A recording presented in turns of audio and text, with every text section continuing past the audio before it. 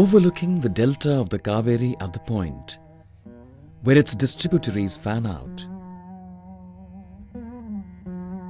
The city of Thanjavur in Tamil Nadu, South India, was the site of an extraordinary architectural experiment from 995 to 1010 CE, when Raja Raja Chola commissioned the building of the great temple Rajarajeshwara, later known as Brihadeeswarar.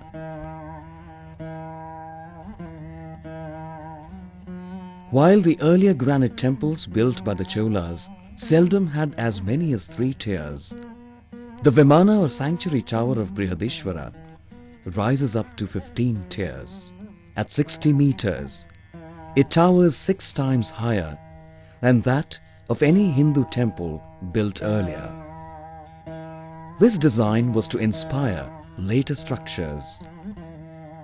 At the same time, they were not restricted by it. The Vimana dominates the temple complexes at Gangaikonda Cholapuram, built by Rajaraja's son Rajendra I around 1025, and Dharasuram by Raja Raja Chola II in 1160. Yet Rajendra I confined the Vimana at Gangaikonda Cholapuram to 10 stories in order to refine its design.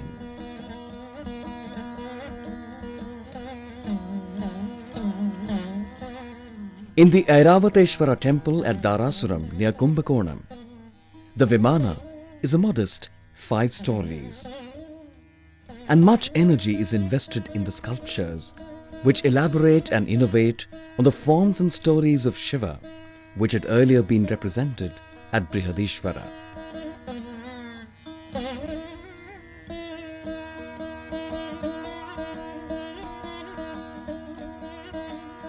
These temples are to be experienced and understood at many levels simultaneously. The symbolism of the architecture, the relations between the central Shivalinga, sculptures of Shiva on the walls,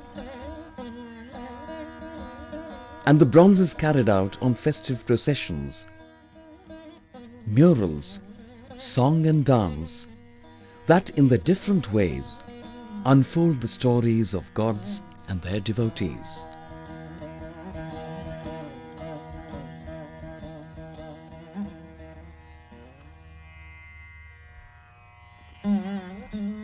Later dynasties, the Nayakas in the 16th and 17th centuries, and the Marathas in the 18th and 19th centuries, renovated the buildings at Brihadeeswarar and added their own.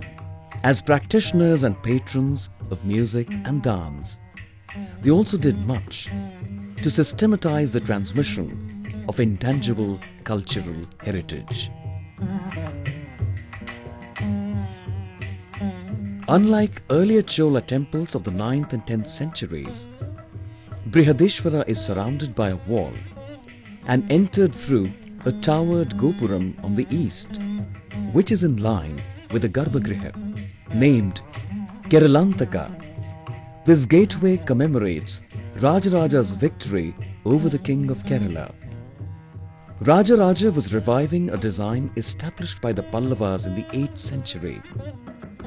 In the Garbhagriha or inner sanctum is enshrined the Shivalinga. This is surrounded by an inner corridor which opens onto a vestibule and the mandapa or rectangular courtyard. The symmetry of Brihadeeswarar is exceptional.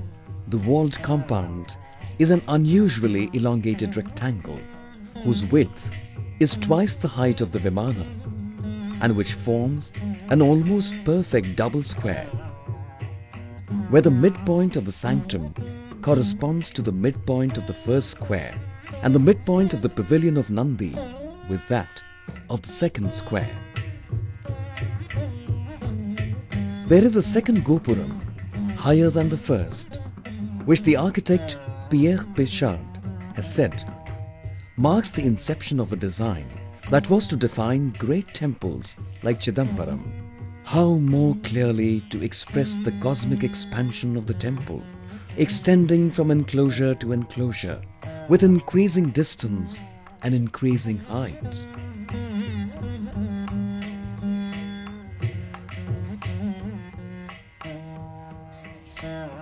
Raja Raja adopted the title Raja Raja Shivapada Shekhara, he who bears Shiva's feet as his crown. He thus saw himself, in a sense, as the steward of Shiva, and he acted as the custodian of earlier forms of worship by gathering the hymns of the Nayanmar poets of the 6th to the 8th century into the canon that has since been known as the Thevaram. It is said that the manuscripts of these hymns lay rotting in a room in the Chidambaram temple, which the priests would not open unless the Nayanmar saints themselves were present. So Rajaraja commissioned images of the saints to be crafted and brought these to Chidambaram. He promised the priests that the saints' words would henceforth resound through the temples of South India, and employed 50 musicians to recite their hymns at Brihadeeswarar.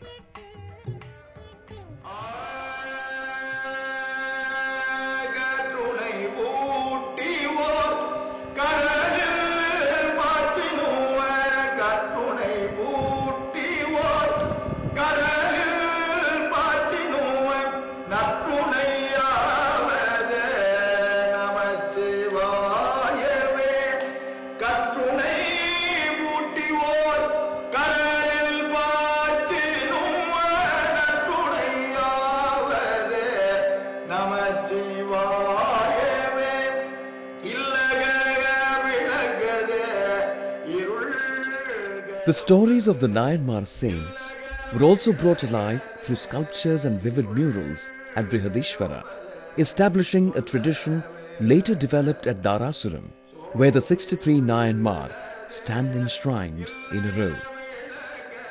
In this way, the Brihadeeswara Temple embodies a vital link in the evolution of traditions, and with the city of Thanjavur that was created around it. It embodies Rajaraja having brought under one state the areas ruled by Chalukyas in the north and the Pandyas and Cheras in the south, as well as Sri Lanka and the Maldives. Inscriptions celebrate his conquests, describing the luster of the pearls won from the Pandya king.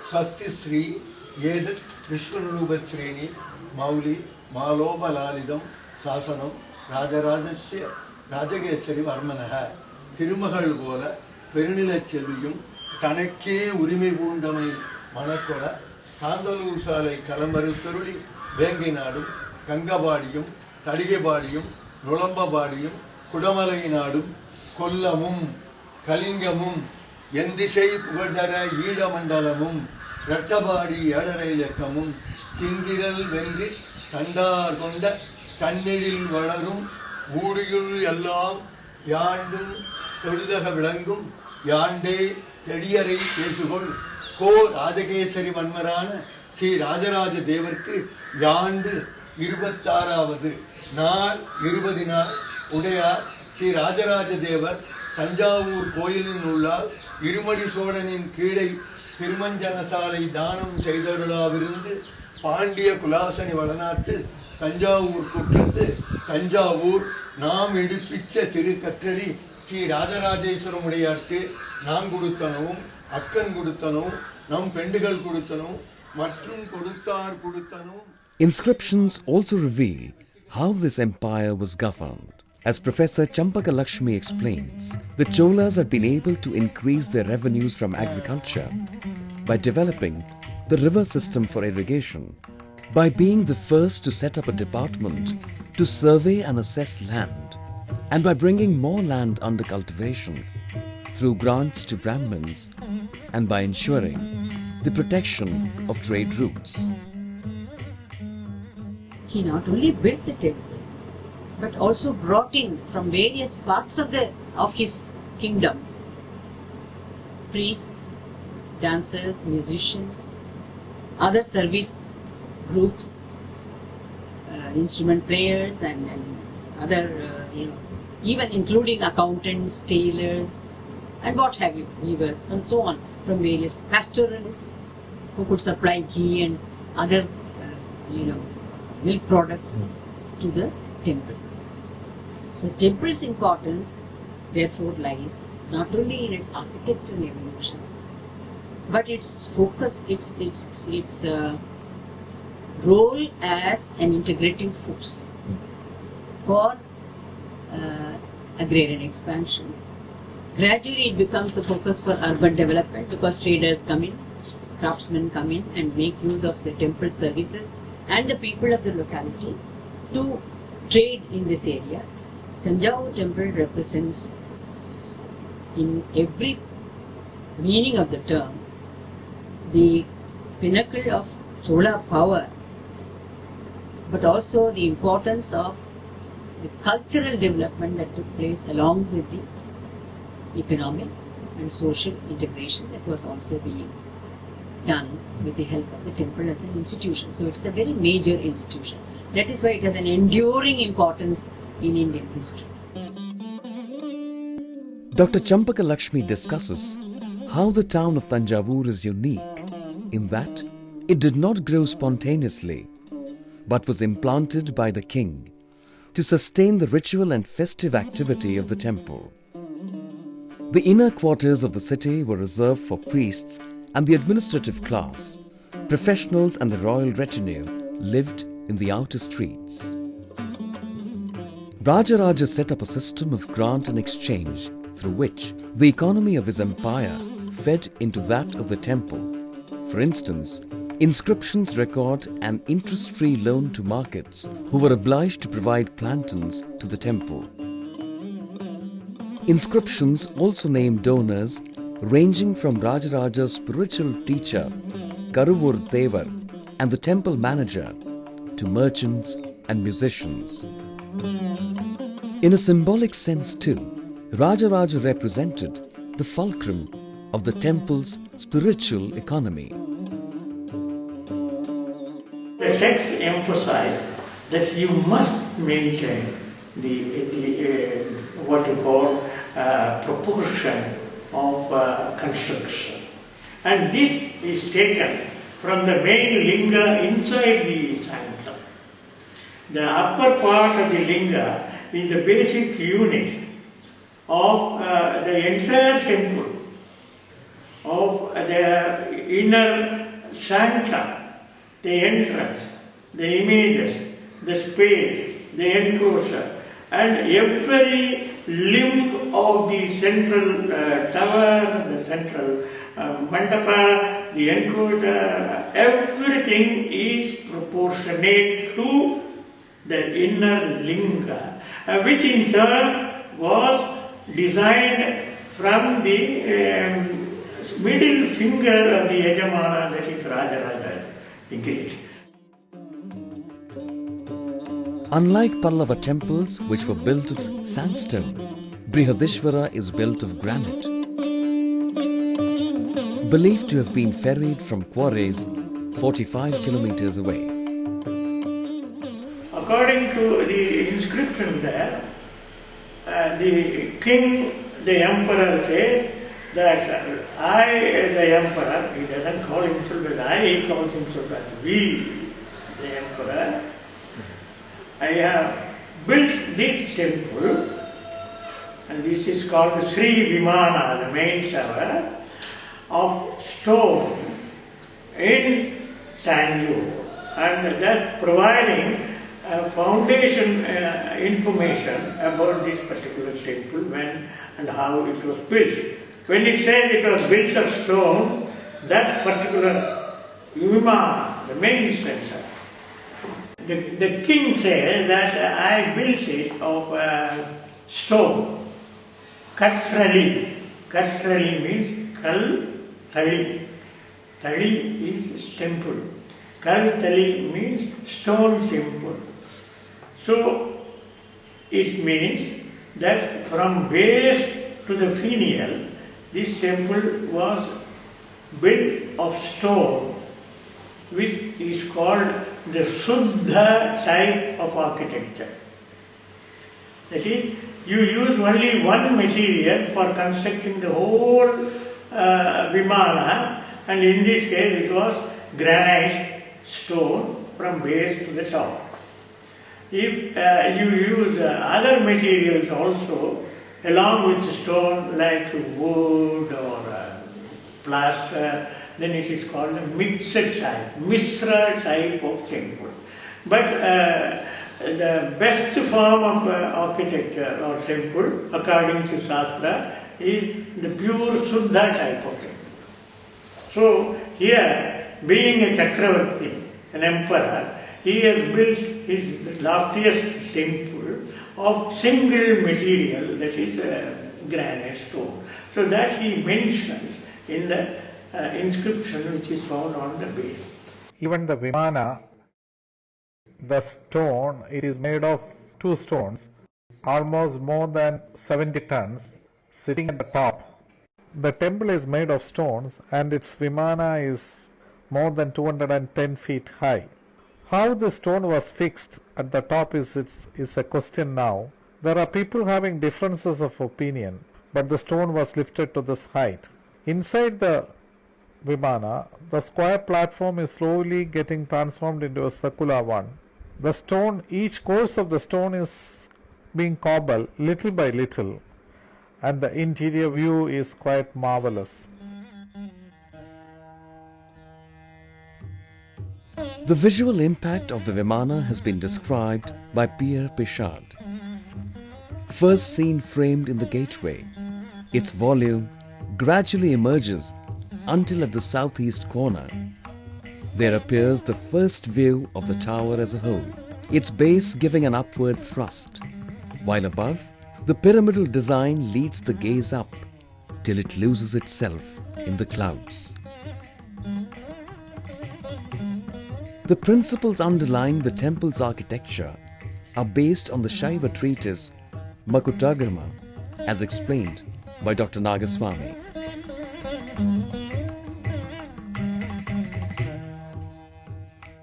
This is an essential part of the architectural design, because when they do the puja, they bring down the supreme power which has no direction, no color, no boundaries.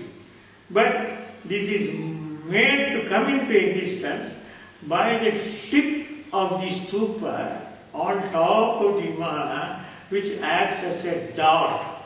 Once you put a dot in a space with no directions, then you bring into operation these directions. 360 degrees are brought into existence on top, which we call the bindu, the dot on top of the stupa. Dr. Nagaswamy described how the undulating architectural lines seek to bring down the supreme power down to bless devotees. One of the few bronze images from the time of Rajaraja that survives is the image he consecrated of Adavallar on Nataraja.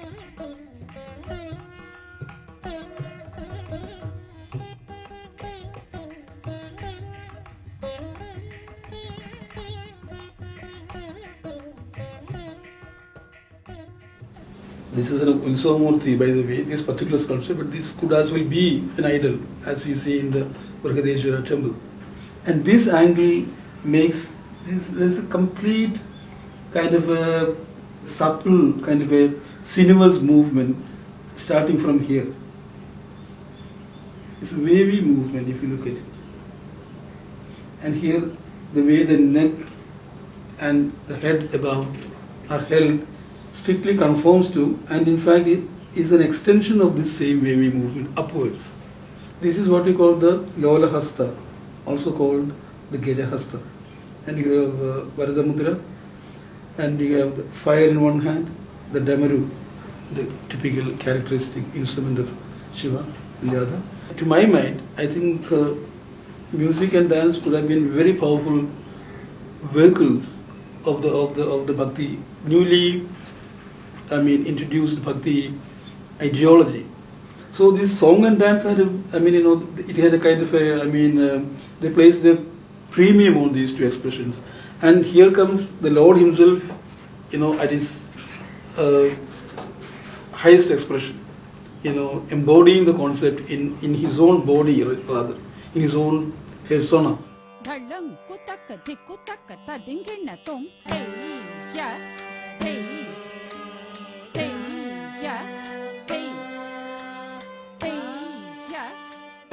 In the passageway, on the upper floor of the sanctuary, is the first visual representation of the Nritya Karanas described in the Natya Shastra, Bharata's treatise on dance. The Karanas detail how the body should be flexed, limbs outspread, and hands and feet raised or stamped in different passages of movement.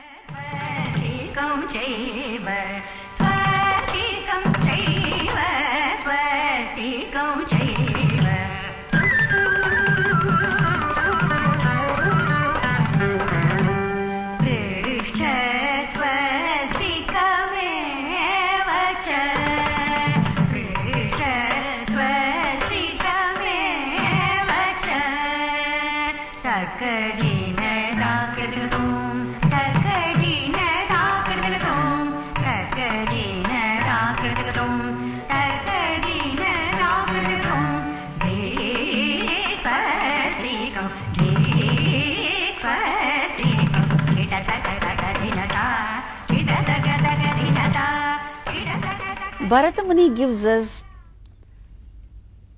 enormous scope for exploring the possibilities of human movements from the points of view of kinetics and also aesthetics. Hence, the grammar given in this work makes the Marga technique universal in appeal and beyond time and space in its value. The Karanas appear to belong to Akasha, the domain of Shiva, who is described as having created the multifarious forms of the cosmos out of his own body, just as a dancer spins form after form from her body.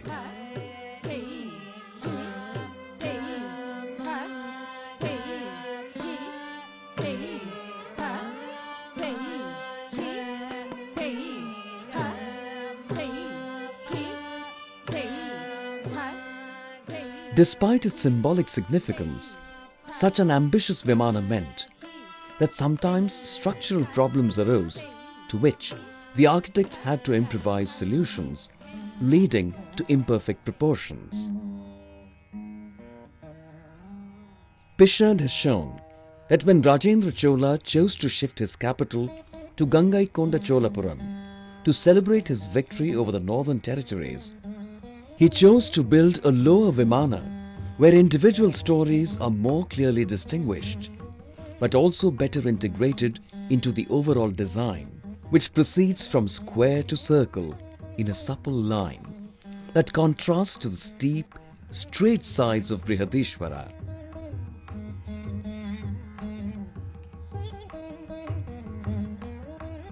Shaped like a chariot, the temple at Dharasuram has been seen as representative of the 12th century emphasis on ornamentation, with its profusely sculpted pillars that show the influence of the Vaishala tradition from Karnataka.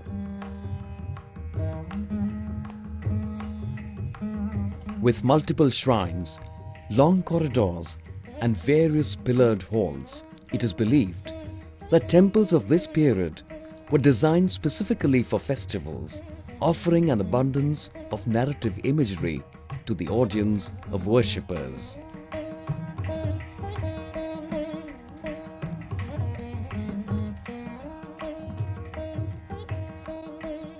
This brief account cannot exhaust the iconographic wealth of the temples. The different manifestations of Shiva as Dakshinamurti, Ardhanarishwara and Bhikshatanamurti. From Nataraja to the dancing Shiva in Dharasuram, The figure of Tripurantaka in Brihadeeswaras murals, the moving scenes of Tara grieving over Bali's death, and the friendship of Appar and Sundarar, the auxiliary figures of Nandi, the Dikpalas, Dwarapalas and the Yalis.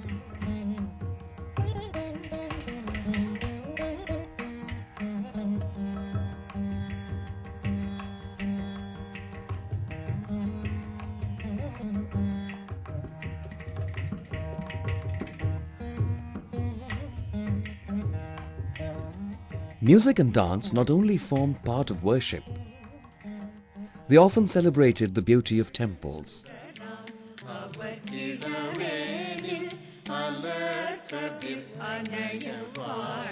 The splendor of the dances at the monthly and annual utsavs of the temples are vividly described in literature, but it was the four brothers known as the Thanjavur Quartet, Chennaya, Ponnaya, Shivanandam and Vadivelu, who in the 19th century gave us the structure of a Bharatanatyam performance as we know it today.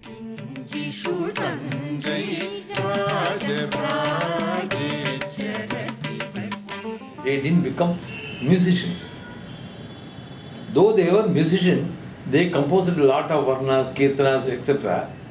They wanted to only to be Bharatanatyam Natyacharyas. So they started to train a number of Devadasis from Tiruvarur and Thanjavur. Many came, even from Andhra Pradesh, many came to learn from them.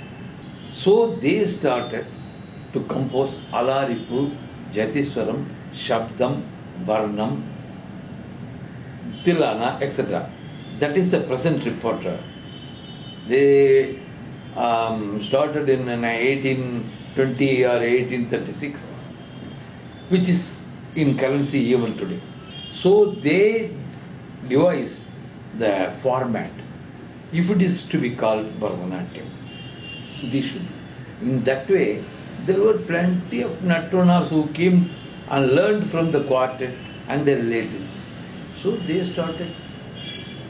So they diffused the light of Bharatanatyam. In that way, Thanjavur is very great.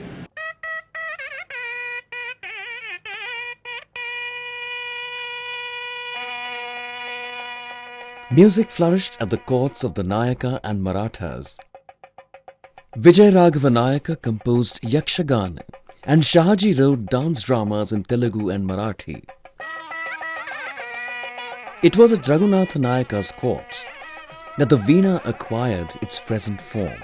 His minister, Govinda Dikshitar, wrote the treatise Sangita Sudha, and Dikshitar's son Venkatamaki codified the parent scales of Carnatic music.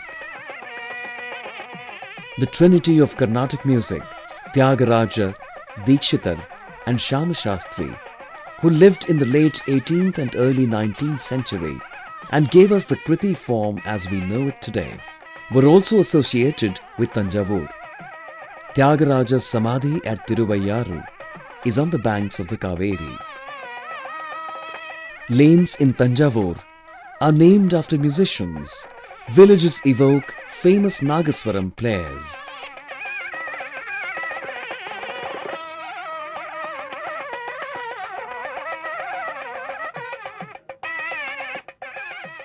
Actually, Thanjavur guided the whole dance and music world for a period of few centuries.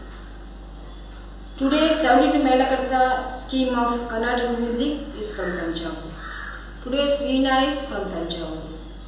Regarding the instruments, apart from Veena, violin was brought to Carnatic music world by two people, one Balaswami Dikshidhar and Vadivelu of Thanjavur, both. And there are two traditions of vocal music. One is Veena tradition, another is Nagaswaram tradition.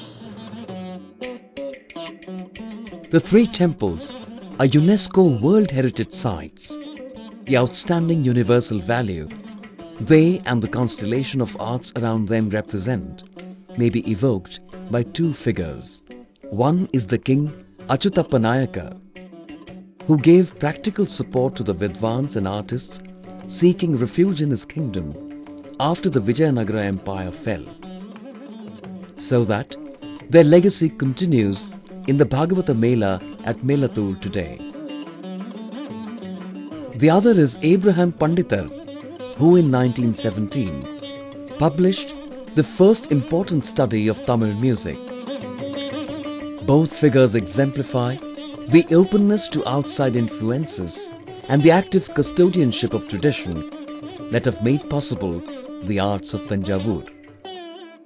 And which is why the three are living temples today, not monuments to dynasties of the past.